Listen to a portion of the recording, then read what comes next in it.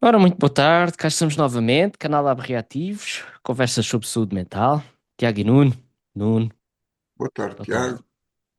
Já foste votar? Já, logo de manhã, eh, mesmo à abertura das urnas. Ao Eras meu o receio primeiro? sempre é que se me atrase muito, a urna possa estar muito cheia, o meu voto já não conte e depois a partir daí o país colapsa, eh, e mergulhamos novamente na idade das trevas sem o meu voto. E então, eu voto, tu votas, eles votam, por aí fora. Nosso Eu, episódio de hoje. é, sei, enquanto nós estivemos aqui a trocar uns galhardetes a propósito do tema, falámos nesta frase tão comum, na nossa terra, que é: para que votar se eles são todos iguais? Uhum. Eh, eu sublinho o eles. É algo que me soa muito paranoide, que é: são eles os, os, os políticos, essa classe indefinida,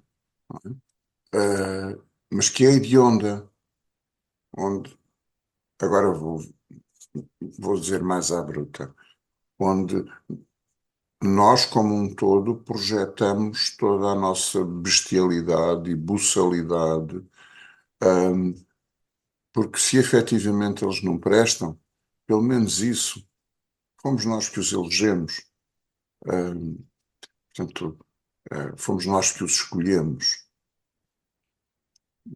Uma das desculpas é dizer, então, mas são todos iguais. Bom, eu hoje reparei, eu não os contei, mas vi para aí qualquer coisa entre 10 e 15 forças políticas nas quais se podia votar.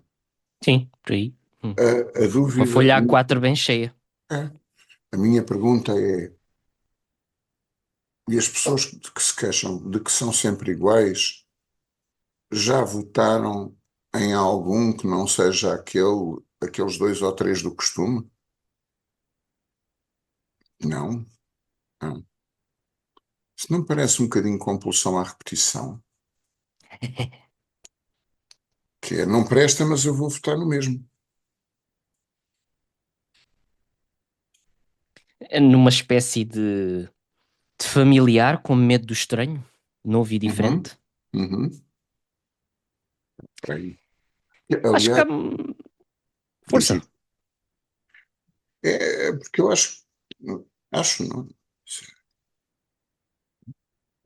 eu diria, usando chavões, que é muito típico do funcionamento borderline, mas uma certa campanha política ou eleitoral feita não por apresentação de propostas, mas por diabolização de grupos ou de pontos de vista. Eu não construo nada. Desde que eu consiga destruir todos os outros, eu ganho. Um, Uhum. e efetivamente existem grupos políticos diabolizados, mais diabolizados, menos diabolizados, que sofrem as consequências disso nos resultados dos votos. Pois.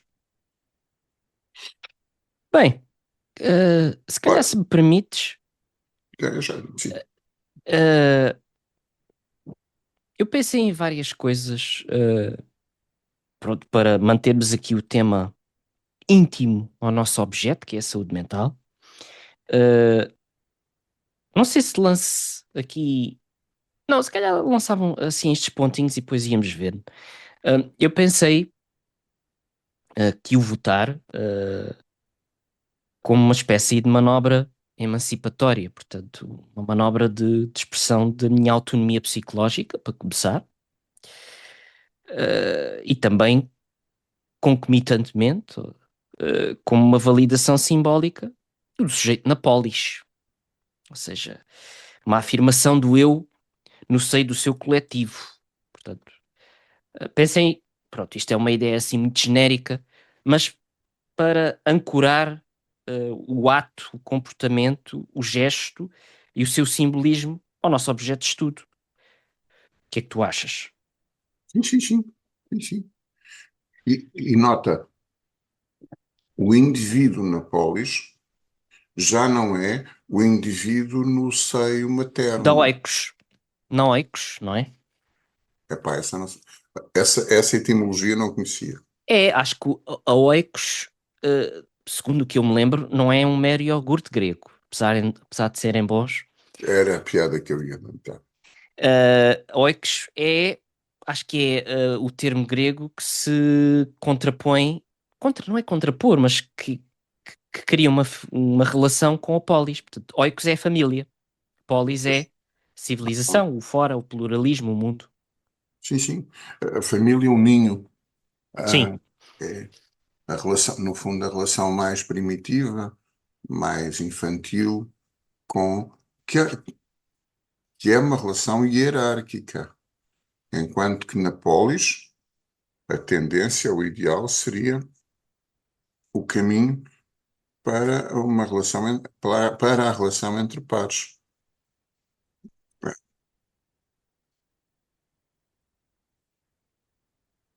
em que o outro é um sujeito com o qual eu tenho similaridades. Ah, pensei também numa coisa. Ah, qual é o primeiro voto que o sujeito faz na vida? É mais do que um voto. Nas eleições estava a pensar se o primeiro verdadeiro voto é eu afastar-me ou não do meu objeto securizante, ou seja, da mãe. O primeiro referendo. No âmbito desta questão do voto como uma manifestação da autonomia psicológica, ok? Ok, pronto, esse voto. Ok. Ah, sabes que a primeira ideia que me veio, eu diria que é o primeiro voto que o bebê faz é que não quer comer. Ah, Uhum. a minha dúvida é se ele tem consciência da escolha, e creio que não. Se ele tem consciência da escolha que está a fazer. Mas, repara, é um voto à revelia daquilo que, talvez, ou talvez não, à revelia daquilo que o seu sistema hipotalâmico lhe diz. Não é? Eu tenho fome, mas não quero comer isso. Se calhar o bebê não quer comer porque o sistema hipotalâmico, ah, com base nas informações que recebe, não considera aquela comida adequada. Ah, pronto. Que é um voto contra. Quando ele diz não quero comer, quando não está a dizer o que é que quer fazer. Está a votar contra. Faz-me lembrar um político português pelo qual eu tenho um ódio de estimação. São vários, não é só um. Ahm, mas o sujeito teve maioria em duas eleições para presidente, mas com praticamente 50% das pessoas a votarem. Portanto, na realidade, ele foi eleito por 20 e tal por cento da população. Porque se houvesse votos contra, ele provavelmente teria sido chutado com 80% das pessoas a votarem contra ele. Portanto, o senhor é hediondo. Mas, como só se pode votar a favor, não se pode votar contra, ah, o fulano acabou na segunda volta por ter maioria. Uma maioria de 20 e tal por cento dos eleitores. Voltando lá ao bebê, vota contra. Mas se Uhum. calhar o primeiro voto é um voto contra. Sem esse voto não aparece o eu. Uhum. Isso remonta muito às questões que também já falámos noutra ocasião e noutro tempo, que era a questão do não. E saltando um bocadinho agora para o voto na polis, Uhum. quantos dos nossos votos são pró ou contra algo? Ou seja, quando se diz que um grupo teve maioria, mas ele teve maioria porque as pessoas votaram contra outro grupo ou porque votaram explicitamente nesse grupo? O que é que se passou? Foi um voto pró ou um voto contra? A cruz não explica, a cruz num dos quadrados não explica isso. Uhum. Sim, sim, sim. Ah, também pensei em outra coisa, se me permites.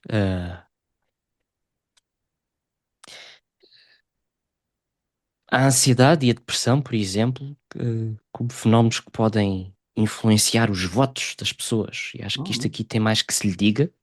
Um exemplo simples: uma, uma pessoa extremamente deprimida, de cama, melancólica, provavelmente não vai votar, por exemplo, Abstém-se. ou abstém-se. Ah, e, noutro contexto, como determinadas angústias, por exemplo, que derivam para medos ou determinados medos sociais, podem ser capitalizados através da perversão da Uhum. propaganda, ou uma Sim, sim. seja, de uma propaganda que sabe uh,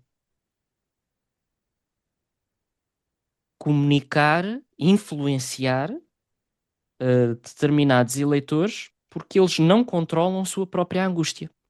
Uhum. Ou seja, até que ponto há uma massa eleitoral muito vulnerável, influenciável. Nós todos somos influenciáveis, não é? Vamos pôr assim. Exatamente. Sim. Agora, eu estou a falar aqui de um grau de ser influenciável em que a minha pele psíquica desaparece e eu estou completamente permeável às ideias do outro. E que comunicam de uma forma perversa de fora e não sei como de dentro, eh, pronto, para surgir uma influência.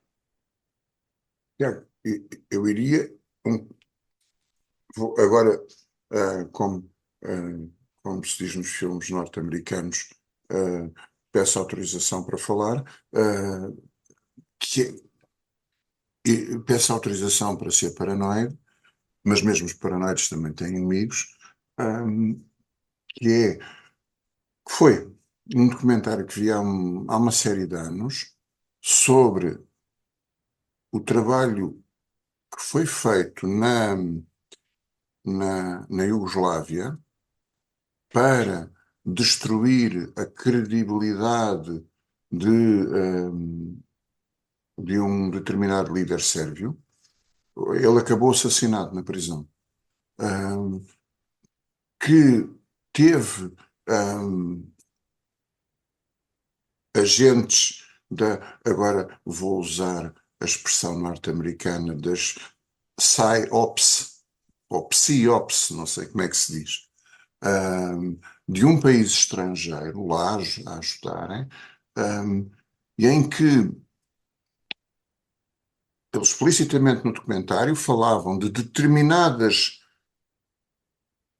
grupos da população que tinham determinados medos, então, e esses eram vulnerabilidades nas quais eles podiam, com pu- publicidade, eu não gosto do termo propaganda, porque normalmente é pejorativo.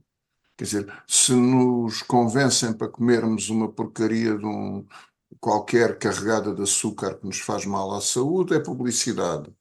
Se são ideias sociais ou políticas, é propaganda. Mas os fulanos escolhiam e debatiam isso e tinham peritos na matéria que passavam uma publicidade para aquela população que não era de início aversiva àquele indivíduo. Era quase como se implantassem um cavalo de Troia na população para, quando a altura chegasse, ativarem esse cavalo de Troia para estes indivíduos verem o outro como hostil. Um, a coisa vai um bocadinho mais longe, e aí era estudada a vulnerabilidade de determinados grupos da população, e era utilizada a favor do intuito de poderem posteriormente atacar esse indivíduo e fazer o que acabou depois por ser feito. Mas este foi um documentário que vi há uns anos. Estou perfeitamente convencido que este tipo de trabalho, chamemos-lhe assim, Uhum. é regularmente feito em muitas frentes, e por muita gente na área da, das decisões políticas e escolhas políticas. Bem, Pois, deixa-me só tirar para a frente e força. fazer a quem merece. Um, uma das coisas que é muito comum, uma das expressões que é muito comum na nossa, na nossa terra é se dizer que alguém ganhou ou perdeu as eleições. Um, e isto tem um caráter de competição, de concorrência, de predação. Eu aprisionei. Dominação. Hum? Dominação. Sim, sim. O jus a quem merece, uma das nossas parceiras de triangulação, a Ana Almeida, que era presidente da AP, sempre utilizou, quando se referiu à sua posição, o lugar de ter sido escolhida para ser presidente. O que eu achei uma Uhum. expressão muito higiênica, muito saudável, de A cumprir mandato. exatamente. Ou seja, as pessoas escolheram-na a ela para ser presidente. Ela não ganhou as eleições. Ela não ganhou a AP, não ganhou uma coroa, não ganhou um pénis. Uhum. Aquilo não é dela. Eu Não. estou. Ela eh, foi nomeada pelos seus pares, porque antes de ser presidente da AP, ela era uma votante como qualquer outro, foi escolhida pelos seus pares para representar aquela figura. Uhum. Aquele E papel. isso é algo que está muito arredado da nossa noção de democracia, que é de que os indivíduos que têm a maioria são nomeados para uma função. Não ganharam nada. Aquilo não é um jogo de futebol. Não é? Um jogo de futebol, pronto, há regras, e o que marcar mais gols ganha e é o maior, e nós sublimamos ali toda a nossa vontade de dar cabo dos outros e de copular os outros e mais 30 como ali. Pronto, ok. Mas, porra, as eleições dos representantes, seja do que for, são coisas um bocado mais sérias que um jogo. E, deixa-me desabafar. Uh, pá, esta ideia veio-me à tola há uns tempos atrás, a propósito da campanha eleitoral que está em curso, que esteve em curso, isso tudo, que o pessoal costuma dizer muito mal dos políticos. Os políticos são os malvados, são isto, são aquilo. Ah, vou ser provocador a dizer não, os políticos são a joia da coroa, são o melhor que nós temos, ahm, porque são escolhidos pela população. Se a população não os sabe escolher, e isto é a minha opinião pessoal, não sabe, mas se não os sabe escolher, a responsabilidade não é dos políticos. Eles são o melhor dentro daquilo que foi escolhido. É, imagino que se não fosse escolhido seria ainda bem pior. É, portanto, noutros tempos em que não havia grande escolha, é, os resultados eram bem mais medíocres do que são hoje. Uhum. Não estou a dizer que os de hoje sejam obje- eh, objetivamente bons, mas Pareces um bocado aí o tio do Spider-Man, o Ben Parker, a dizer que com grande poder vem grande responsabilidade. era aqui aquele senhor do arroz, não é? Senhor do Arroz? Sim, Uncle Ben. Ah, Nunca sim, ouviste sim. falar no arroz Uncle Ben? Já, claro que sim. Pronto. E tens também o Uncle Ben, se calhar era o senhor, foi o senhor que inventou o arroz cozido, que é o tio do, do Peter Spider. Parker. Já reparaste que o- agora mais recentemente não, mas o fantástico norte-americano, normalmente os heróis não têm um pai. Ahm, ah, têm tios, têm padrastos, têm mentores, porque esta relação de desenvolvimental, pai que cria um filho para ser um homem poderoso, é muito complicadinho. Então há um É, dia que ele se torna mais poderoso que o pai, é? é como se o percurso fosse excluído. Excluído.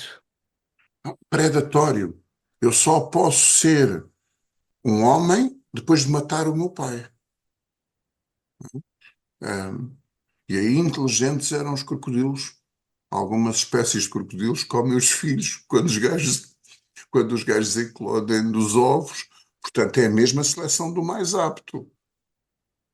O filho que nada melhor é o que se safa. Os outros são pequeno almoço. Bem, esse pressuposto em termos simbólicos, pelo menos na ótica de Lacan, não está completamente errado, não é? Portanto, o pai morto é o que permite a emergência do simbólico, não é? É o que estabelece.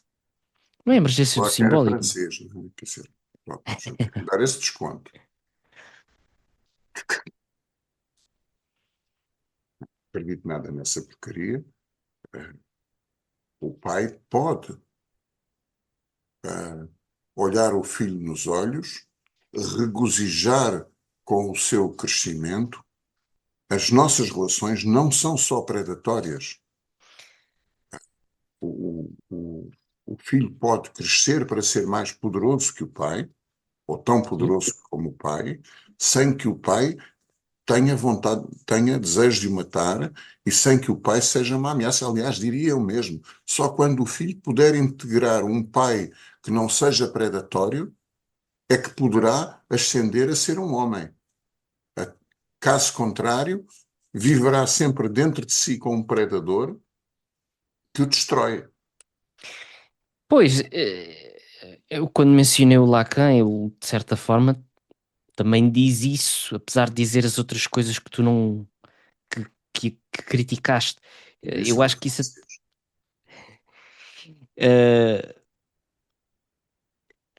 porque isso vem muito também daquela questão mais antropológica do Freud, em que ele critica aquele pai primitivo, eh, pai, não sei se era uma espécie de super pai ou um pai totémico, que tem que ser excluído, morto para a tribo florescer, a civilização eclodir.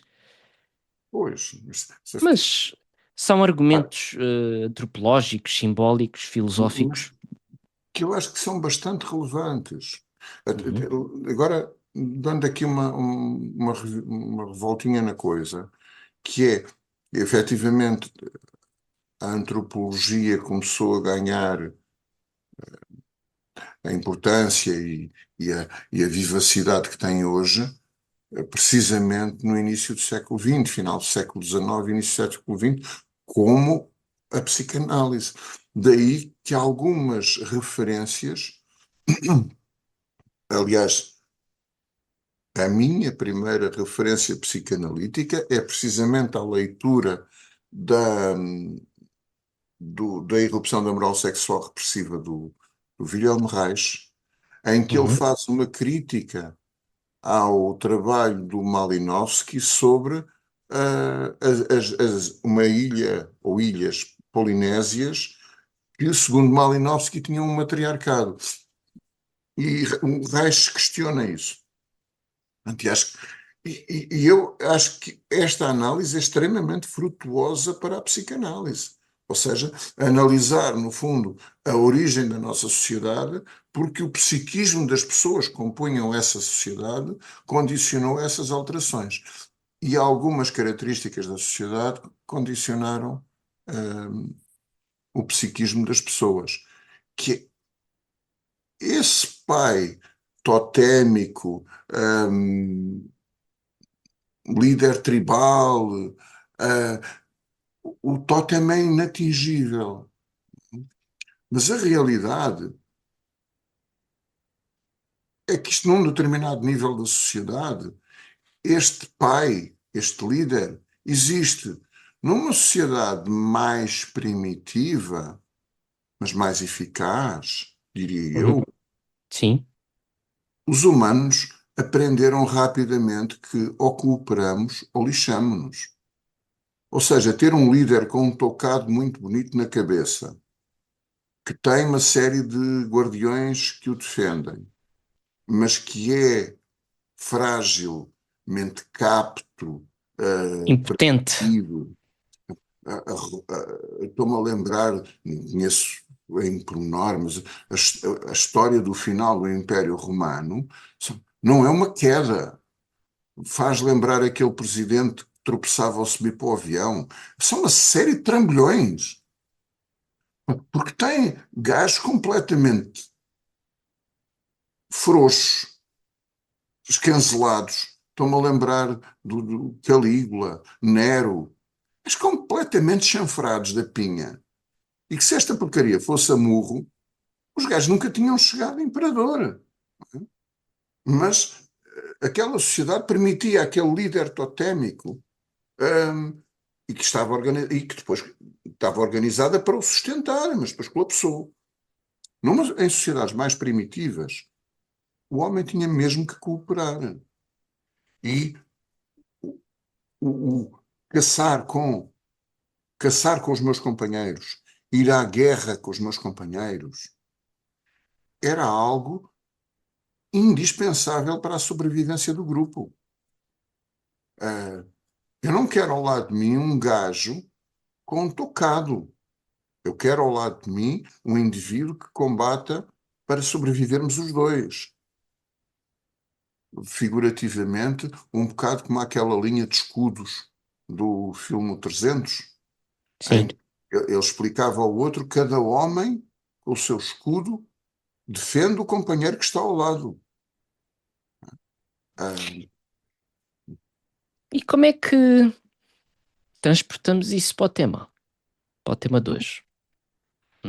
A cooperação, o ritual, talvez, não sei, porque entramos aqui no terreno da antropologia, pá, a pertença, o direito, a escolha.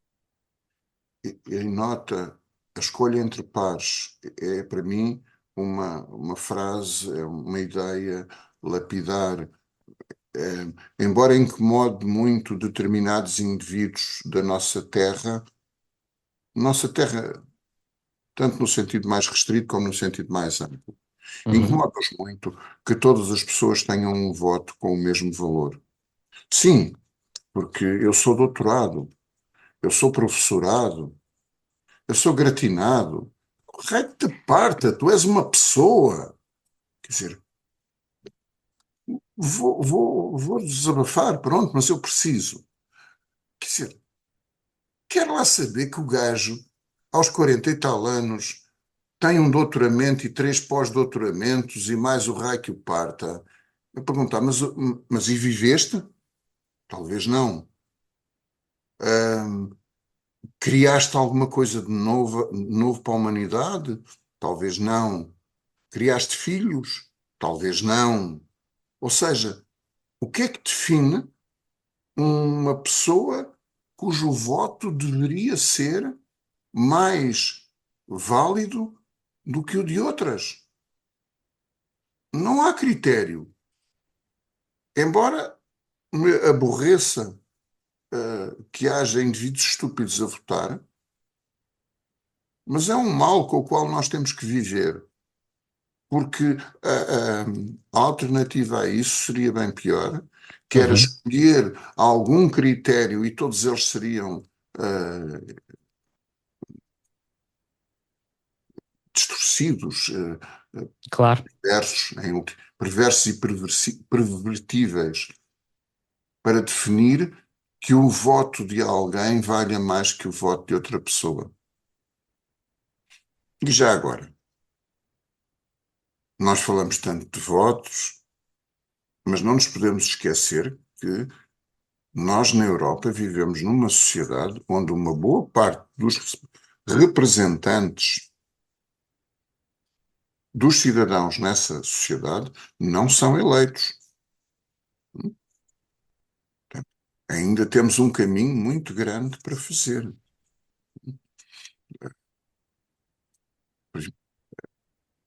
O nosso Presidente da Assembleia da República, que é a segunda figura pública do país, não é eleito pelos cidadãos. Pois não? Nesse aspecto, por exemplo, os norte-americanos não é o equivalente, mas têm a figura do vice-presidente que é eleito em paralelo com o, o, o presidente. Ou seja, o indivíduo, quando concorre para a presidência, nomeia um vice-presidente e vão os dois a eleições.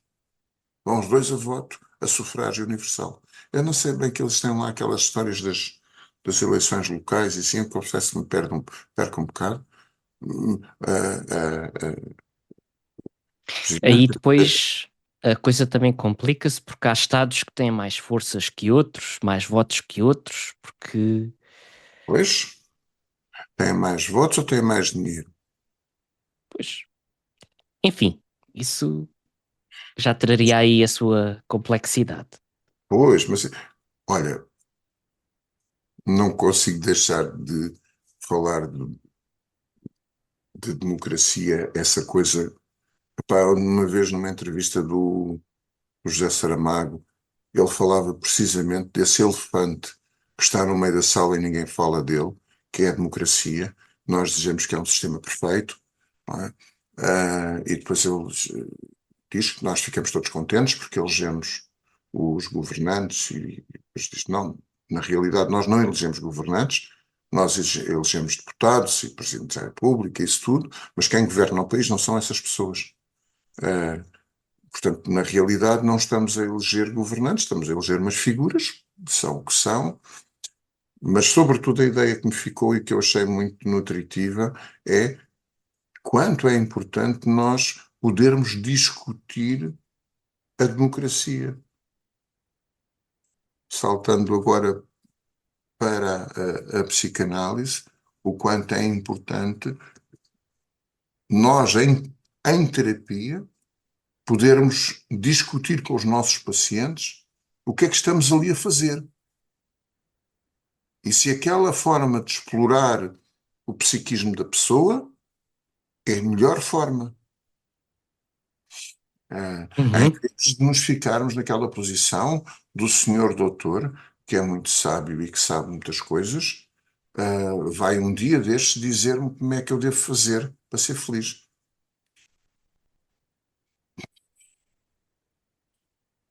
E até lá não me dá ali velocidade condicional. Pois, é bem visto. Sim, senhor. E então, marteladas, quais foram as tuas eleitas? Epá, e assim, Vais votar em branco? hum? Não, não, não, não. Abstenho. Abstens-te? Olha, só uma graça. Nós falamos muito, nós temos a figura do voto, do não votar, do voto em branco e do voto nulo. São três posições em relação ao voto, para além do votar em qualquer coisa. E veio-me à cabeça uma entidade que não se fala nela, mas que também era importante. Quando falaste do ansioso, julguei que ias falar nisso, que é o votar em todos. Que é aquele indivíduo, pronto, que para pacificar a coisa, para não haver conflitos e para ele próprio sair dali de bem com a sua consciência, vote em vários. É bem visto. Não, não tinha chegado aí, mas sim. Era uma boa para não me deixar escapar. Não, o tipo que acabou de votar vai lá fora, depois volta, quer emendar o voto, que afinal não era naquele, queria votar no outro. Olha, vou apresentar a minha martelada e depois direi uma frase que eu acho que poderá ter também o seu valor. Eu lembrei-me de um filme, portanto, será a minha única martelada, que foi o único que me veio à mente para o tema de hoje, que é o Wag the Dog, eh, que em português é Manobras na Casa Branca.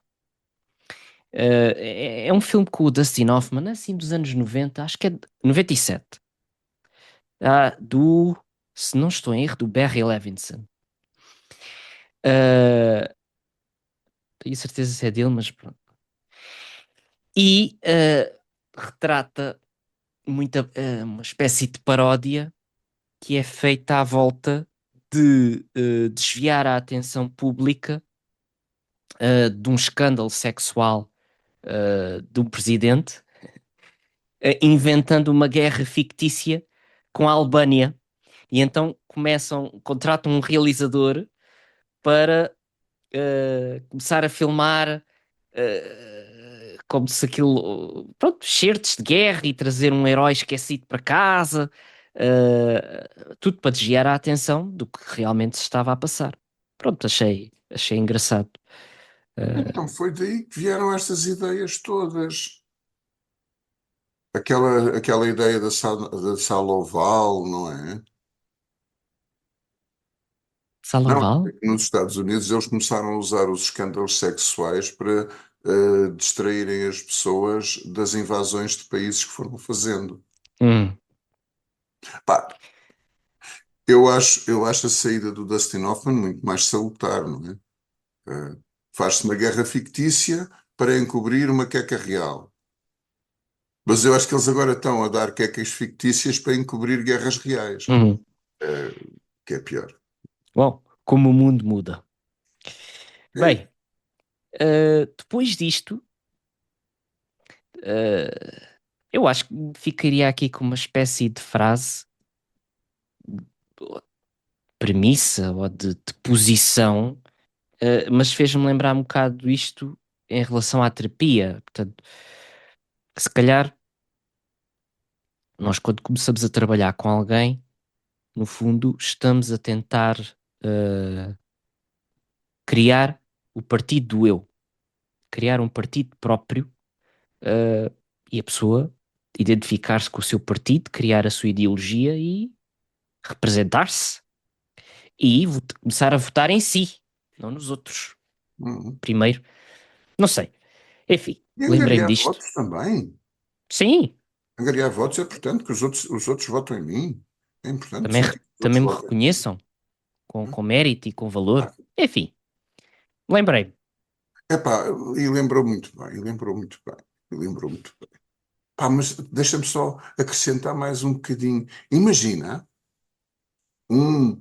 Epá, eu estou a ver a cara de um dirigente político, mas imagina um indivíduo ir a votos e o partido dele só tem um voto. Foi ele.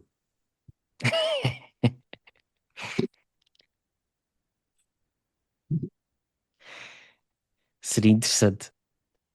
Pois, é, mas citando um grande mestre, há pessoas para quem os outros são eu muitas vezes.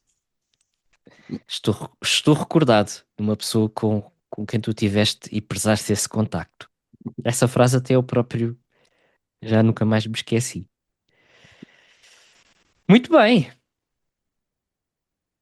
Bem, quando isto for para o ar, já haverá uma eleição resolvida. Não haverá vencedores e vencidos, não é? Porque vamos respeitar o conhecimento que a mensagem que tentámos entregar aqui hoje.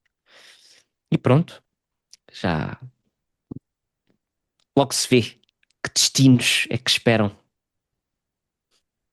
para este país. Mais um anito. Está a prazo. Claro. Bem, ficamos por aqui, não é? Yep. Encerramos as urnas hoje. Uhum. Pronto, estão Chegamos às encerradas. urnas. Agora temos que ir contar votos. E até à próxima. Ok. Tá. Até breve. Tchau.